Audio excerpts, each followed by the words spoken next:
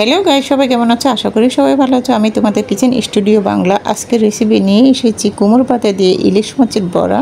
এই রেসিপিটা খুবই মজা এবং লোভনীয়। তোমরা এই রেসিপিটা আমার পুরো দেখতে থাকো এবং আমার সঙ্গে থাকো। আমি কুমড়ো পাতা প্রথমেই নিয়ে নিয়েছি কয়েকটা বড় বড়, আর নিয়েছি যেহেতু কুমড়ো পাতা দিয়ে ইলিশ মাছের বড়া, ইলিশ মাছটাকেও নিয়েছি। ইলিশ মাছ কুমড়ো পাতাকে আমি ভালো করে কেটে দিয়ে পরিষ্কার করে নেব। প্রথমে এখানে একটা কুমড়ো পাতার খুব বড় বড় নিয়েছি আর একটা ইলিশ মাছ নিয়েছি। ইলিশ মাছটাকেও কেটে দিয়ে খুব ভালো করে পরিষ্কার করে রেডি করে নেব। মাছ এবং কুমড়ো পাতাকে পরিষ্কার করে রেডি করে নিয়েছি।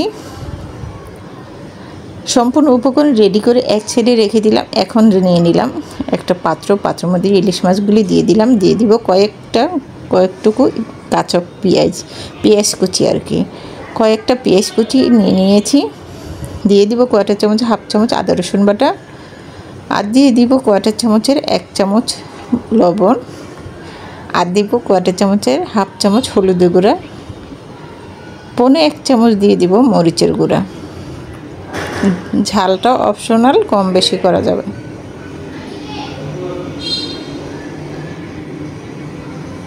সম্পূর্ণ মশলাগুলি হাতে ভালো করে মাখিয়ে নিচ্ছি।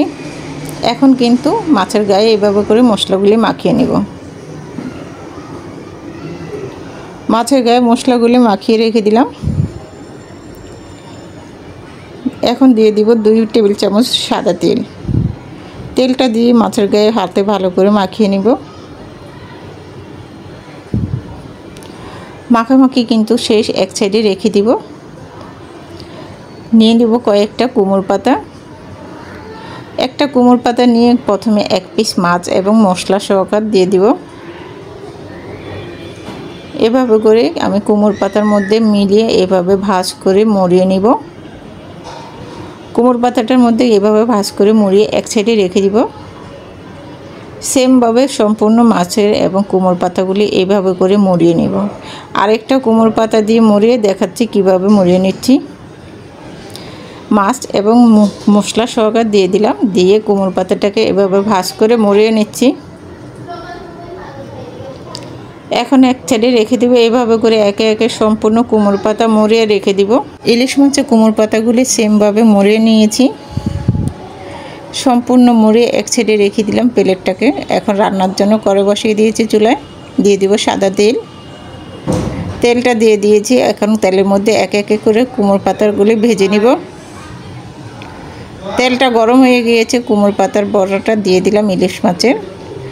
একটু কাজটা সাবধানেই করতে হবে। তেলটা পানির ছিটতে এসে যেহেতু কুমড়ো পাতা বলে কথা, একটু ছিটাছিটি হবে, সাবধানে কাজটা করে নিতে হবে। সেমভাবে সম্পূর্ণ কুমড়ো পাতার বড়াগুলি দিয়ে দিলাম। 5 মিনিট ঢেকে রান্না করব। 5 মিনিট পরে ঢাকনাটা তুলে এখন উল্টিয়ে দিচ্ছি।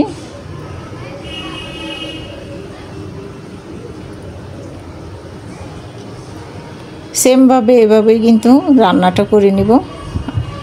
অপর পিঠে এইভাবে করে আরও 10 মিনিট রান্না করে নিব। আরও 2 মিনিট ঢেকে রান্না করব, তাহলে মাছ এবং পাতাটাও খুব ভালো করে সিদ্ধ হয়ে যাবে।